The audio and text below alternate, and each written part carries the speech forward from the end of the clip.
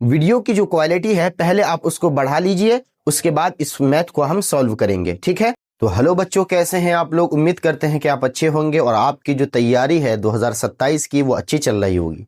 बहुत सारे बच्चे 2027 की तैयारी में लगे हुए हैं बोर्ड एग्जाम के, तो उन लोगों के लिए मैं एक बहुत बेस्ट ऑप्शन लेके आया हूं कि अगर आप मेरे हर दिन वीडियो देखते हैं तो जितने भी क्लास 10th के मैथ के सवाल है मैं एक एक करके मैं सबको क्लियर करता चला जाऊंगा और आप यहां से बहुत कुछ सीख भी सकते हैं।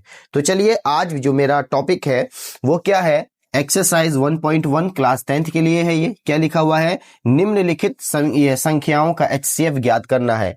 कौन सी विधि से ज्ञात करना है? तो यहां पर लिख भी दिया है, यूक्लिड विभाजन एल्गोरिथम से हमें ज्ञात करना है, ठीक है। पहले मैंने एक सवाल को क्लियर कर लिया है, अगर आपने वो नहीं देखा तो मेरे यूट्यूब पर जाकर वो देख लीजिए। मैंने क्या लिखा, पहला यहां पर 196 और 38,220, इसका भी हमको यूक्लिड विभाजन परिमेयका से निकालना है। और 867 और 255, ये सवाल को भी हमको हल करना है। ये दोनों जो सवाल है ये 1.1 में ही है क्लास 10th के ये बुक में। चलिए मैं आपको स्टार्ट करता हूं। सबसे पहले यहां पर मैं लिख देता हूं सॉल्व। क्या लिख देता हूं? सॉल्व। यहां पर मैंने लिख दिया और मैं पहला क्वेश्चन सॉल्व कर रहा हूं। क्या है भाई? तो 196 और क्या है, 38,220, इसको हमको सॉल्व करना होगा। तो आपको पता है कि यूक्लिड विभाजन एल्गोरिथम से हमने बोला है, तो सबसे पहले इसका सूत्र लिखेंगे। क्या लिखेंगे? सूत्र क्या होता है, ए बराबर बी क्यू प्लस आर, ये इसका सूत्र है। अब ए की जगह पर कौन सी संख्या रखेंगे? तो ए की जगह पर जो सबसे बड़ी संख्या होती है वो रखना है। तो सबसे बड़ी संख्या ये वाली है, तो मैं यहां पर लिख लेता हूं 38,220। बराबर है तो बराबर यहां पर लगा देंगे। बी की जगह पर हमको सबसे छोटी संख्या रखनी होती है, ये वाली, तो यहां पर रख देते 196। अब यहां पर दो संख्याओं के बीच में जब कोई संख्या का चिन्ह नहीं होता है तो हमको क्या लगाते हैं, यहां पर गुणा का चिन्ह छुपा होता है, तो गुणा दे दिए। अब क्यों, याद रखिएगा कि 196 को हमको 38,220 में भाग देना है, यानी 38,220 से हमको क्या करना है, 196 को भाग देना है। अब हम कैसे भाग देंगे? तो आपको मैं एक और तरीका बताता चलो, ये भाग से ही बनता, भाग विधि ही है बिल्कुल। अगर आप 38,220 में 196 से भाग देंगे तो आपको कितने से लिखना पड़ेगा, यहां पर लिखना पड़ेगा 195। क्या लिखना पड़ेगा?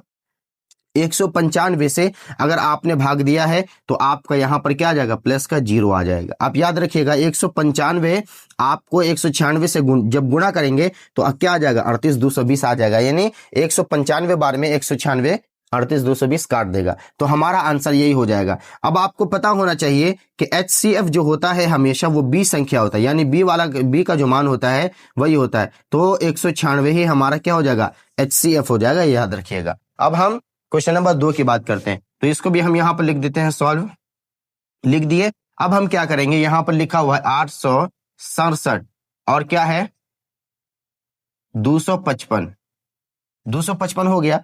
अब हमको क्या करना है, यही वाला सूत्र लिखना है, ए बराबर बी क्यू प्लस में आर। थोड़ा समझने की कोशिश कीजिएगा, क्योंकि हो सकता है जो मेरा तरीका है वो आपको समझ में ना आए, तो थोड़ा अपना भी माइंड लगाइएगा और मेरी बातों को भी समझिएगा तो और ज्यादा समझ में आएगा। तो ए की जगह पर आपको मालूम है बड़ी संख्या रखी जाती है, तो सबसे बड़ी संख्या क्या है, 867, यहां पर रख दिए, बराबर है तो बराबर दे देंगे। बी की जगह पर छोटी संख्या रखी जाती है तो 255 रख देंगे। अब बीच में किसी चीज का भी चिन्ह नहीं है तो क्या होता है, गुणा का चिन्ह छुपा होता है। अब हम 255 को भाग देंगे किसमें, 867 में। भाग विधि से बनाना है, अगर आप भाग दे सकते हैं तो दे दीजिए, वरना एक और आसान सा तरीका है। आप क्या करिए, 255 को ऐसी संख्या से गुणा कीजिए या तो 867 आए या 867 से नीचे रहे, ठीक है।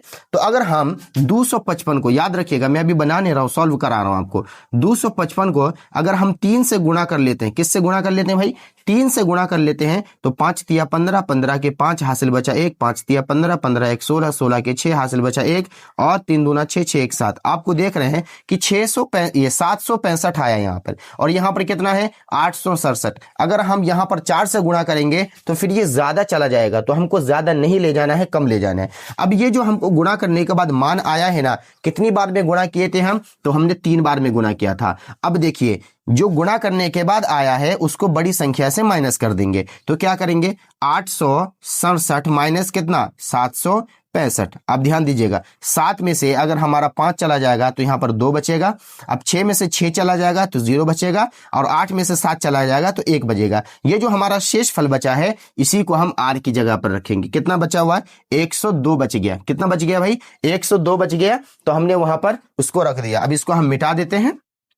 अब हम आगे की कोशिश करेंगे। अब हम क्या करेंगे, ये जो 255 आया है इसको बराबर के इधर लिखेंगे, 255 बराबर कर देंगे। अब ये जो 102 बचा है प्लस वाला उसको इधर ले आएंगे, क्या करेंगे 102 कर लेंगे। अब हम फिर से गुणा का चिन्ह डाल देंगे, ठीक है। अब 102 को कोई ऐसी संख्या से गुणा कीजिए, या तो 255 आए या 102 को 255 में भाग कर दीजिए, ठीक है। आपको जो बेस्ट लगे वो कर लीजिएगा। मैं गुणा करता हूं। अगर हम 2 से गुणा करते हैं तो 102 है और 2 से गुणा कर देंगे तो कितना आ जाएगा? 204 आ जाएगा। कितना आ जाएगा भाई? अब मैं करके दिखा देता हूं। 102 और इसको हम 2 से गुणा कर देते हैं तो 2 दूना क्या हो जाएगा? 4, और 2 को 0 से करेंगे तो क्या हो जाएगा? 0, और 2 एक कम, यहाँ पर 2 हो जाएगा। 204 आया ना। गुणा करने के बाद 2 बार में, कितनी बार में आया? 2 बार में 204 आया। अब बड़ी वाली संख्या से इसको घटा लेंगे, 255 माइनस कितना? 204। अब यहां पर अगर हम देखें 5 में से 4 गया तो कितना बचेगा? 1 बचेगा। 5 में से 0 चला जाएगा तो यहां पर 5 बचेगा, और 2 में से 2 गया तो कट जाएगा। तो कितना आया हमारा शेषफल यहां पर प्लस का? 51। कितना आया जी? 51 आया। अब यहां पर हम क्या करेंगे देखिएगा। अब फिर से हमने यहां पर क्या किया था? 255 को यहां लाया था और प्लस वाला 102 को यहां पर लाया था। तो अब हम बिल्कुल ऐसे ही करेंगे। 102 को अब यहां पर लिखेंगे, 102 बराबर, अब ये जो प्लस वाला 51 है वो 102 के नीचे लिखेंगे। कितना लिखेंगे? 102 के नीचे। अब यहां पर कुछ नहीं है तो फिर से गुणा का चिन्ह लगा देंगे। अब आपको मालूम होगा कि 51 और 102, 51 को 2 से जब हम गुणा करेंगे तो कितना हो जाएगा? 102, यानी पूरा का पूरा कट गया। 51 से पूरा का पूरा कट गया। जब हम 2 से गुणा करेंगे तो क्या आ जाएगा हमारा? प्लस में 0 आ जाएगा, क्योंकि 51 दूना 102 होता है। अब आपको मैंने कई बार बताया भी हुआ है कि HCF जो होता है हमेशा वो किसका मान होता है? तो B का मान होता है। किसका मान होता है? B का मान होता है। आप देख लीजिएगा, ठीक है। तो ये हो गया हमारा आंसर। आपको उम्मीद करते हैं कि बिल्कुल अच्छे से समझ में आया होगा। अगर नहीं भी आया है तो आप मुझे कमेंट करके बताइएगा कि हाँ सर मुझे ये बात समझ में नहीं आई, तो फिर से मैं उसको दोबारा से अच्छी तरीके से और अच्छा बढ़िया तरीका लेके आऊंगा और आपको इंशाअल्लाह ताला जरूर समझाऊंगा। अभी तक के लिए बस इतना ही। अगर जिसको ये जो भी बच्चे इसकी तैयारी कर रहे हैं उसको जरूर ये वीडियो सेंड कर दीजिएगा, प्लीज बराए मेहरबानी।